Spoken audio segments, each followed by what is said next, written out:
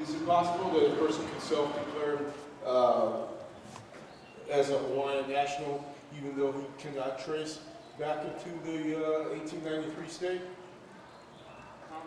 Well, I would say, according to my knowledge of international law and the law of occupation, that is not possible to be done now. This will be possible once the deoccupation process is finished and Hawaii is functioning as an independent country again. And then, of course, people can become naturalized, like people who are not who cannot trace their ancestry to Hawaiian kingdom subjects can become naturalized Hawaiian subjects. Just like during the kingdom, people who came from the outside could become naturalized.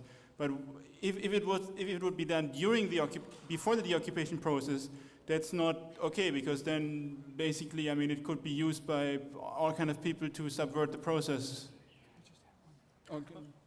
If I could just add one quick thing, is that in the Baltic states there were tens of thousands of people that as the occupation ended, that registered saying, I'm not a citizen of Estonia or Latvia or Lithuania, but whatever the process is, I will do that once that's established.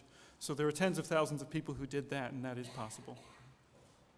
Okay, so we're at the final one-third of this program, and what I want you all to address, and I think that was said earlier, was basically the research that you've been doing already. What implications do they have for the future?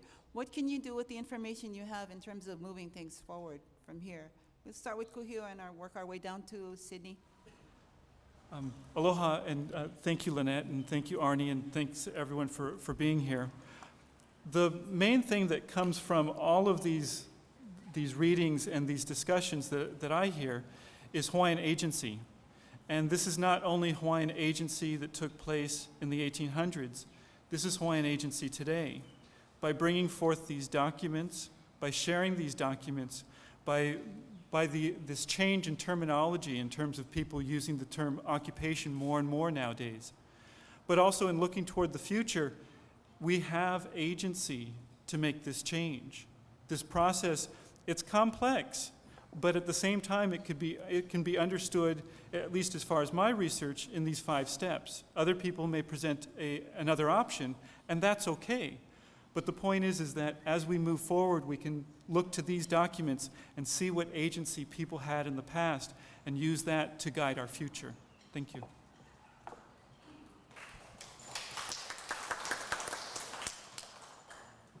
Okay, aloha. Thanks again for everyone to be here. I guess Kuhio has already kind of set the tone and said given kind of a summary of why it's important.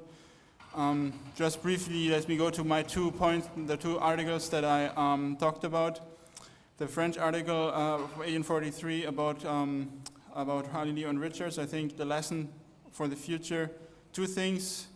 One, I think, is that the international aspect of this whole thing is not just US and Hawaii, it's not just English and Hawaiian. It's the whole issue is so international, and there are so many documents in so many languages that have yet to be uncovered. So, I mean, I myself, I'm limited. I speak not too many languages, but there should be tons of documents in Japanese, in Chinese, in Portuguese, in Italian, and whatever. I mean, there's just so much stuff still to be found by people who speak other languages and who might be interested in researching the Hawaiian Kingdom. One thing. And the second thing, the content of the article, the way Richards is being described, his being humble, humiliating himself in front of his previous, his previous peers as white Americans, humbling himself as being subservient to the one that they consider a black slave. To me, that's a really good example of how Hawaii can be to me, that's just the idea of how deoccupied Hawaii would look like. As being multi-ethnic, having all those non-Hawaiian subjects, but all of them being respectful, accepting their place in Hawaii, respecting the native Hawaiians and the ali'i, and so that to me is kind of the lesson to the future of that article, of that research. And then for the Polynesian protest of 1883, Kalakaau's project has never been realized because hasn't been implemented because of Western imperialism. Now that Western imperialism is kind of on the wane, and lots of Pacific islands have been decolonized already. Many hopefully are going to, those who are not, hopefully will be decolonized.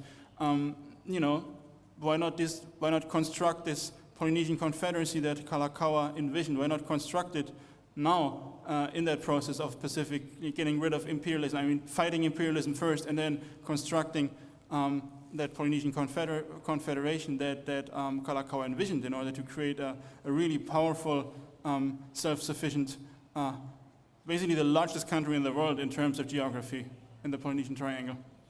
So that's the lessons from my two pieces, I would, as I see them.